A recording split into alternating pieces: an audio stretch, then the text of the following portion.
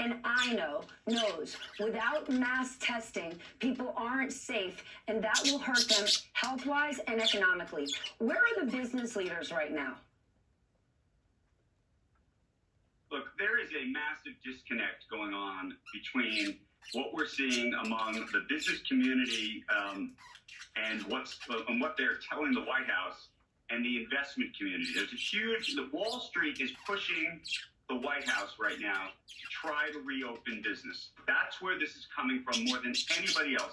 There are other CEOs, I should say, that are out there that believe that they want to bring business back quicker. But the idea, as you said, there is no health expert in America that really believes genuinely in this idea that somehow, magically, this is going to happen at the end of this month, or even, frankly, in May. Most health experts think we're talking about July, we're talking about August, and even when we do come back to that, it's going to be, the new normal is going to be so very different. We're going to be wearing masks and gloves. We're going to go to work if we go at all, and we're going to go home. So I'm not so sure that this idea everybody wants to go back to work. We do, but you're not going to the restaurant. You're not getting on the airplane. You're not going to the sports event. You're not doing those things. And you're definitely not doing it without testing. But then explain the stock. Okay, but then explain the stock market. Explain where this stimulus money is really going. Because as we learned yesterday that over 16 million people just filed for unemployment and that Wall Street really wants everyone to go back to work, why is it that the market soars? The Fed, the Treasury, Congress, all doing stuff, but it's not getting to the people who need it most. Why is Wall Street so happy? Well, look, there's two things going on. First, there's what the Federal Reserve can do and the Treasury can do, and then there's what science and health experts can do. Right now, this whole thing will ultimately be solved by science. It will not be solved by the Fed or Treasury. What the Fed and the Treasury try to do is create some kind of buffer, some kind of support system so that the entire time it doesn't go under. The way they're doing it, though, unfortunately, and I do have to say I've advocated for a big approach for as much lending as humanly possible. But the way they're doing it, the structure of it so far, is going to create the haves and the have-nots, I'm afraid, all over again, because it is a first-in-line system at the moment. And the people who are able to get access now to these loans, they're going to get access to these grants, frankly, are the people that have the smartest lawyers, the smartest advisors and accountants. The small business owner, the sole practitioner out there who doesn't have that support system at this moment is going to struggle. And my only hope in this whole system over the next week or two out of Washington is that we actually get some new rules put in place. We get some new programs put in place so that everybody else can get access to these programs. The other thing I'm very afraid of is fraud. I've always thought we were going to have to accept some semblance of fraud in this system. But I think when this is all said and done and people realize who took the money and who got access to the money, there's going to be a lot of finger pointing and unhappiness. And I wish that the president and this administration would come out and say, we are going to aggressively prosecute fraud in this loan system. If there are people out there that are going to take advantage of this illegally, and by the way, there's the version of illegal fraud, and then there's the version of billionaires or people who are quite wealthy using the system, and that's different, and we have to figure out how we want to deal with that. Okay, but that's what I want to get to, because you can go put your wish in a well, and let's get real, because there are legal ways to abuse this system. Let's talk about PPP.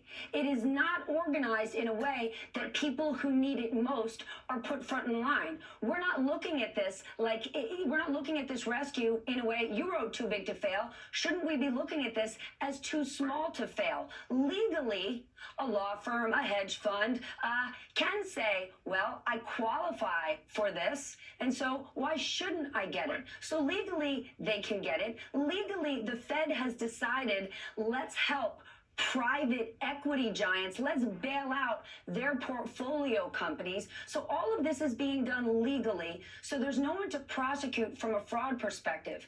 But if this plays out in a way that the rich get richer and the poor get poorer and sicker, by the way, are you not concerned that we could see social unrest on the other side of this that makes Occupy Wall Street look like child's play? Right. Look, I've been talking about what inequality is doing to this country and can do if it gets worse. And I am 100% with you, Stephanie, that this is going to create that. I am hoping that we figure out a way over the next couple of weeks in terms of some of these programs to make them more accessible to people who actually need the money.